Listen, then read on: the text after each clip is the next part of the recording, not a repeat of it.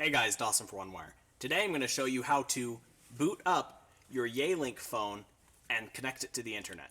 If you've not already watched our video on the unboxing and assembly of this device, check the link in our description below to get your Yealink phone set up to this point. From here, we have to first boot the phone on. You have two ways of doing this. Either you will have an included power cable, or your network has something called PoE, or Power over Ethernet, which means your internet cable will also supply your power.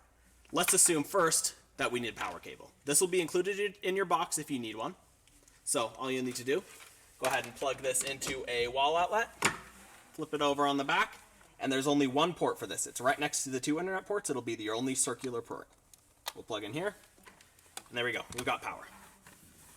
If you're using power over Ethernet, your Ethernet will do the rest. It'll supply power as well as give it internet connection. So let's go from there.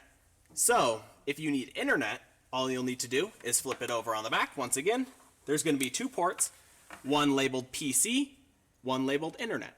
We'll go ahead and plug into the internet for now. Flip it back over. So on one side you plug into internet on the back of your phone. On the other side, you can either plug into your router or switch, or if you have a wall port nearby, you can plug into that. We'll plug into the router for now. Great. You should now be getting internet and power on your phone, whether you're using power over Ethernet or a physical power device. Aside from that, if you need to if you need to get internet connection to your computer through your phone and you only have one port on the wall or one port available, you can use your phone as a switch.